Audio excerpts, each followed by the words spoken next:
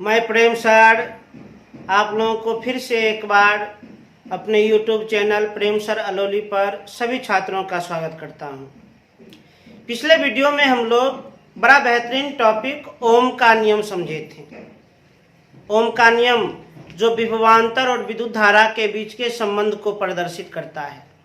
ओम के नियम से हम जाने थे कि किसी अचर तापमान पर किसी चालक से प्रवाहित होने वाली विद्युत धारा उनके सिरों के बीच के विभवांतर का सीधा समानुपाती होता है। ये चीज हम लोग जाने थे। अब ओम के नियम से ही संबंधित कुछ प्रश्न हैं। पहला क्वेश्चन है कि ओम के नियम में कौन कौन सी सावधानी बरती जाती है। ओम के नियम में कौन कौन सी सावधानी बरती जाती है, मतलब जब हम ओम का नियम सिद्ध करते हैं, ओम का नियम हम प्रूव्ड करते हैं, प्रमाणित करते हैं, तो कौन कौन सी सावधानी बरती जाती है। तो पहला पॉइंट है विद्युत परिपथ में ए मीटर को श्रेणी क्रम तथा वोल्ट मीटर को समांतर क्रम में जोड़ना चाहिए। जब हम ओम का नियम सिद्ध करते हैं तो पहला सावधानी कि इलेक्ट्रिक सर्किट में ए मीटर को श्रेणी क्रम में जोड़ना चाहिए तथा वोल्ट मीटर को समांतर क्रम में जोड़ना चाहिए। जब हम ओम का नियम सिद्ध करते हैं तो पहला सावधानी क्या है, ए मीटर को श्रेणी क्रम में तथा वोल्ट मीटर को समांतर क्रम में जोड़ना चाहिए। दूसरा सावधानी विद्युत परिपथ को पूरा करने के लिए सभी पेंचों को ठीक से कस देना चाहिए। इलेक्ट्रिक सर्किट को कंप्लीट करने के लिए जितने भी पेच हैं, अर्थात चालक तार, ए मीटर, वोल्ट मीटर, प्रतिरोध, दाब कुंजी, बैटरी, परिवर्तनशील प्रतिरोध और विद्युतीय उपकरण, बल्ब, पंखे, टीवी इत्यादि, इन सभी को अच्छी तरह से कस देना चाहिए। लूज कनेक्शन नहीं, टाइट कनेक्शन होनी चाहिए।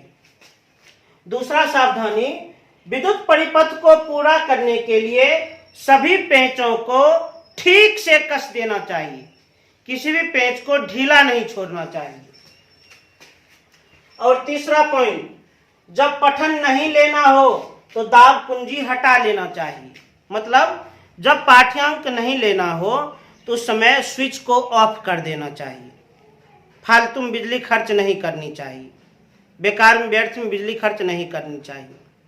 तो ये तीन सावधानी आप लोग याद रखिएगा। जब परीक्षा में आपसे पूछा जाएगा जब आपसे कि ओम के नियम में कौन कौन सी सावधानी बरती जाती है, तो क्या जवाब दीजिएगा। तो ओम के नियम में निम्न सावधानी बरती जाती है। पहला कि ए मीटर को श्रेणी क्रम तथा वोल्ट मीटर को समांतर क्रम में जोड़ना चाहिए। दूसरा, विद्युत परिपथ को कंप्लीट करने के लिए सभी पेंच को अच्छी तरह से कस देना चाहिए। और तीसरा, जब पाठ्यांक नहीं लेना हो तो उस स्थिति में दाब कुंजी को हटा लेना चाहिए, अर्थात प्लग को मतलब स्विच को ऑफ कर देना चाहिए। जैसे कि जब हमको हवा नहीं लेना है, पंखा का स्विच हम ऑफ कर देते हैं, बेकार में बिजली खर्च नहीं करते हैं। अब ओम के नियम से ही संबंधित एक और प्रश्न, और बड़ा वीवीआई क्वेश्चन है, ये बड़ा वीवीआई क्वेश्चन है। ओम के नियम में ताप को अचर रखा जाता है क्यों। ओम के नियम में तापमान को अचर रखा जाता है क्यों। तो जवाब हम लिखे हैं, हम लोग जानते हैं कि प्रतिरोध ताप का सीधा समानुपाती होता है। जब प्रतिरोध रेसिस्टेंस आप लोग को हम समझा रहे थे तो प्रतिरोध को प्रभावित करने वाले 4 कारक होते हैं, ये भी बताएं। और प्रतिरोध को प्रभावित करने वाला चौथा कारक क्या है। प्रतिरोध को प्रभावित करने वाला चौथा कारक है तापमान। प्रतिरोध तापमान का सीधा समानुपाती होता है। तापमान बढ़ेगा तो प्रतिरोध बढ़ जाएगा, तापमान घटेगा तो प्रतिरोध घट जाएगा। तो ये जवाब लिखे हैं, प्रतिरोध ताप का सीधा समानुपाती होता है, अर्थात ताप बदलने से प्रतिरोध बदल जाएगा, अब प्रतिरोध बदलने से विद्युत धारा का मान बदल जाएगा। अरे भाई, हम लोग सूत्र जानते हैं, R बराबर V बटे I। या सीख लिख सकते हैं I बराबर V बटे R। तो प्रतिरोध के बदलने से विद्युत धारा का मान भी बदल जाएगा, जिसके कारण एक साथ कई मान बदल जाएंगे। विभवांतर का मान बदल जाएंगे, प्रतिरोध का मान बदल जाएंगे, विद्युत धारा का मान बदल जाएंगे, जिससे ओम का नियम सिद्ध नहीं हो पाएगा। यही कारण है कि ओम के नियम में तापमान को अचर रखा जाता है। यदि 20 डिग्री पर हम प्रयोग कर रहे हैं तो 20 डिग्री सेल्सियस तापमान पर ही ओम के नियम को कंप्लीट कर देना है। तापमान बढ़ना नहीं चाहिए, घटना नहीं चाहिए। यदि 25 डिग्री सेल्सियस तापमान पर हम प्रयोग कर रहे हैं तो उसी तापमान पर प्रयोग को कंप्लीट कर देना चाहिए। यदि 30 डिग्री सेल्सियस तापमान पर प्रयोग कर रहे हैं तो उसी तापमान पर प्रयोग को कंप्लीट कर देना चाहिए। ना ताप को बढ़ाना चाहिए और ना ही घटाना चाहिए। तो प्रश्न बड़ा अच्छा क्वेश्चन है, ओम के नियम में तापमान को अचर रखा जाता है क्यों? तापमान को कांस्टेंट रखा जाता है क्यों? तो जवाब है, हम लोग जानते हैं प्रतिरोध तापमान का सीधा समानुपाती होता है, अर्थात तापमान के बदलने से प्रतिरोध का मान बदल जाते हैं। अब प्रतिरोध के बदलने से विद्युत धारा का मान बदल जाते हैं, विभवांतर के मान बदल जाते हैं, जिससे एक साथ कई मान में परिवर्तन हो जाता है। यही कारण है ओम के नियम में तापमान को अस्थिर रखा जाता है, अचर रखा जाता है। अचर अर्थात अस्थिर रखा जाता है। तो दो महत्वपूर्ण क्वेश्चन आप लोग को समझा दिए, इसे तेजी से नोट कर लें।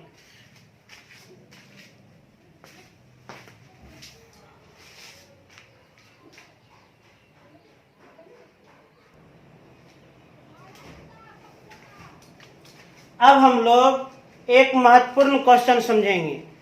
यह क्वेश्चन भी बोर्ड एग्जाम के दृष्टिकोण से काफी महत्वपूर्ण है, VVI। यह भी VVI क्वेश्चन ही है। क्वेश्चन क्या है? एमीटर तथा वोल्ट मीटर की सहायता से किसी चालक तार का प्रतिरोध कैसे ज्ञात किया जाता है? एमीटर और वोल्ट मीटर ये दोनों एक प्रकार का विद्युतीय उपकरण है, मशीन है। इन उपकरणों की सहायता से किसी चालक तार का प्रतिरोध कैसे ज्ञात किया जाता है? पूरा हम वर्णन कर दिए हैं, ध्यान से देखा जाए।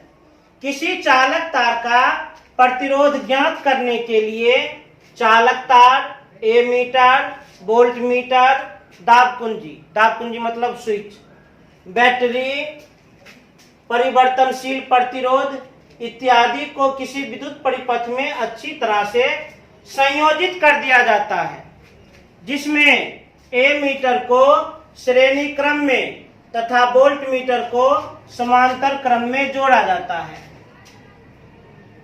मतलब एमीटर तथा वोल्ट मीटर की सहायता से किसी चालक तार का प्रतिरोध कैसे ज्ञात करेंगे? तो किसी चालक तार का प्रतिरोध ज्ञात करने के लिए चालक तार, एमीटर, वोल्ट मीटर, दाब कुंजी, बैटरी, परिवर्तनशील प्रतिरोध इत्यादि को किसी विद्युत परिपथ में अच्छी तरह से संयोजित कर दिया जाता है, जिसमें एमीटर को श्रेणी क्रम में तथा वोल्ट मीटर को समांतर क्रम में जोड़ा जाता है। जब दाब कुंजी को दबाकर, स्विच को दबाकर बैटरी से धारा प्रवाहित की जाती है तो एमीटर से धारा I1 तथा वोल्ट मीटर से विभवांतर V1 का मान प्राप्त हो जाता है। माने जब दाब कुंजी को दबाकर बैटरी से धारा प्रवाहित की जाती है, विद्युत धारा प्रवाहित की जाती है, तो एमीटर से विद्युत धारा का मान I1 और वोल्ट मीटर से विभवांतर का मान V1 प्राप्त हो जाता है। एमीटर से विद्युत धारा का मान I1 और वोल्ट मीटर से विभवांतर का मान V1 प्राप्त हो जाता है। इसके बाद स्लाइड पर परिवर्तनशील प्रतिरोध को आगे पीछे खिसकाकर प्रयोग को बार बार दोहराया जाता है। भिन्न भिन्न स्थितियों में एमीटर से क्रमशः विद्युत धारा I2, I3, I4 एवं I5 तथा वोल्ट मीटर से क्रमशः विभवांतर V2, V3, V4 एवं V5 का मान प्राप्त कर जाता है। उसके बाद किसी स्लाइड पर परिवर्तनशील प्रतिरोध को आगे पीछे खिसका करके इस प्रयोग को बार बार दोहराया जाता है। स्लाइड पर परिवर्तनशील प्रतिरोध को आगे पीछे खिसकाकर इस प्रयोग को बारंबार रिपीट किया जाता है, दोहराया जाता है, जिससे अलग अलग स्थितियों में, भिन्न भिन्न स्थितियों में एमीटर से विद्युत धारा का मान I2, I3, I4, I5 प्राप्त होता है एवं विभवांतर का मान इसी के रिस्पेक्ट में V2, V3, V4, V5 प्राप्त होता है। अब उसके बाद ओम के नियम से प्राप्त सूत्र R बराबर V बटा I का उपयोग करते हैं। ओम के नियम से हम लोग सूत्र जानते हैं V बराबर I इंटू R। इसी को लिख सकते हैं R बराबर V बटे I। इसके बाद अलग अलग स्थितियों में विद्युत धारा का भी मान प्राप्त हो जाता है और विभवांतर का मान प्राप्त हो जाता है।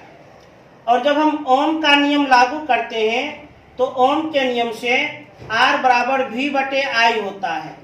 जब हम ओम के नियम का इस सूत्र का उपयोग करते हैं तो ये दोनों के सहायता से पहला प्रतिरोध R1 निकलता है, ये दोनों के सहायता से दूसरा प्रतिरोध R2 निकलता है, ये दोनों के सहायता से तीसरा प्रतिरोध R3 निकलता है, ये दोनों के सहायता से चौथा प्रतिरोध R4 निकलता है, ये दोनों के सहायता से पांचवा प्रतिरोध R5 निकलता है। अब एक चालक तार का पांच प्रतिरोध तो हो नहीं सकता है। अब क्या करेंगे हम? उसके बाद उन सभी प्रतिरोधों का औसत मान प्राप्त किया जाता है। तो इसका औसत मान हम कैसे प्राप्त करेंगे? तो पांचों प्रतिरोध को जोड़कर 5 से भाग लगा देंगे। औसत प्रतिरोध ही उस चालक तार का सही प्रतिरोध होता है। इस प्रकार एमीटर तथा वोल्ट मीटर की सहायता से चालक तार का प्रतिरोध ज्ञात किया जाता है। एक बार पुनः सुने, ध्यान से सुने, मन से सुने। परीक्षा में मान लीजिए 2022 में एक प्रश्न आ गया है, एमीटर और वोल्ट मीटर की सहायता से किसी चालक तार का प्रतिरोध कैसे ज्ञात किया जाता है, वर्णन करें।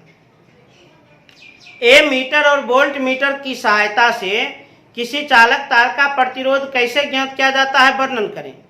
आराम से कर देंगे। किसी चालक तार का प्रतिरोध ज्ञात करने के लिए सबसे पहले चालक तार, एमीटर, वोल्ट मीटर, दाब कुंजी, बैटरी, परिवर्तनशील प्रतिरोध इत्यादि को किसी विद्युत परिपथ में अच्छी तरह से जोड़ देते हैं, जिसमें एमीटर को श्रेणी क्रम तथा वोल्ट मीटर को समांतर क्रम में रखा जाता है। जब दाब कुंजी को दबाकर बैटरी से विद्युत धारा प्रवाहित किया जाता है तो एमीटर से विद्युत धारा का मान और वोल्ट मीटर से विभवांतर का मान प्राप्त किया जाता है। जब स्लाइड पर परिवर्तनशील प्रतिरोध को आगे पीछे खिसकाकर इस प्रयोग को बार बार दोहराया जाता है। परिवर्तनशील प्रतिरोध को आगे पीछे खिसकाकर इस प्रयोग को बार बार दोहराया जाता है।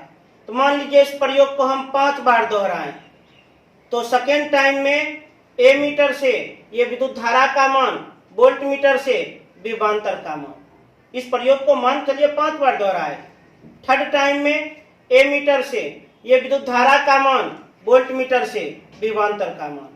फोर्थ टाइम में एमीटर से ये विद्युत धारा का मान, वोल्ट मीटर से विभवांतर का मान। फिफ्थ टाइम में एमीटर से ये विद्युत धारा का मान, वोल्ट मीटर से विभवांतर का मान प्राप्त होता है।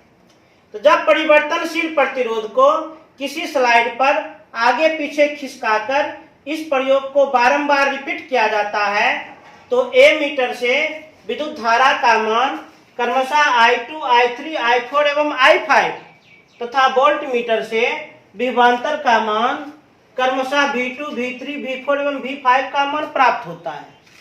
अब ओम के नियम से प्राप्त सूत्र R बराबर V बटे I का जब हम उपयोग करते हैं तो अलग अलग स्थितियों में प्रतिरोध का मान R1, R2, R3, R4 एवं R5 प्राप्त होता है।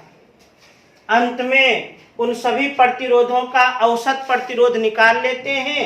औसत प्रतिरोध ही उस चालक तार का सही प्रतिरोध होता है।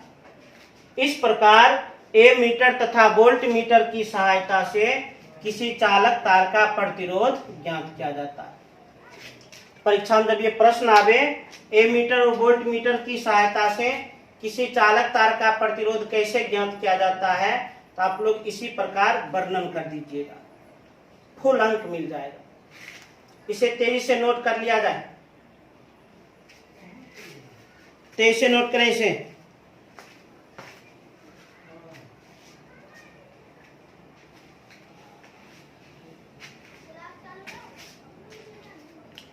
तो आज काफी महत्वपूर्ण प्रश्न हम बताए हैं। चूंकि आज वर्ड प्रॉब्लम ज़्यादा था, शब्द समस्या ज़्यादा था, इसलिए हम समय का भी भारी बचत किए हैं। तो आज मुख्य रूप से 3 प्रश्न बताएं। ओम के नियम में कौन कौन सी सावधानी बरती जाती है? ओम के नियम में तापमान को अचर क्यों रखा जाता है? एमीटर और वोल्ट मीटर की सहायता से किसी चालक तार का प्रतिरोध कैसे ज्ञात करते हैं? तो ये तीनों प्रश्न को आप लोग अच्छी तरह से उतार लीजिएगा। उतारने के पश्चात खूब बढ़िया से याद कर लेना है। याद करने के बाद पुनः 2 बार लिख देना है, जिससे यह पूरा नियंत्रित हो जाएगा, पूरा कंट्रोल हो जाएगा। और ये काम जरूर करें। भले आज 15-16 मिनट का ये वीडियो है, लेकिन ये 1-1.5 घंटा के बराबर है। इसलिए आप इस चीज़ को खूब बढ़िया से याद कर लें, एकदम अठस्त कर लें। बोर्ड एग्जाम के लिए काफ़ी VVI है। और अगले क्लास में हम आप लोगों को प्रतिरोधों का संयोजन समझाएंगे।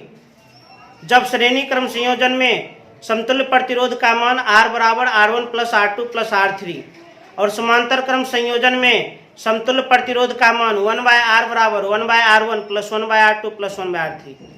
अगले वीडियो में हम प्रतिरोधों का संयोजन समझाएंगे, कॉम्बिनेशन ऑफ रेसिस्टेंस समझाएंगे। इसलिए इसे आप लोग निश्चित रूप से कंप्लीट कर लें। धन्यवाद।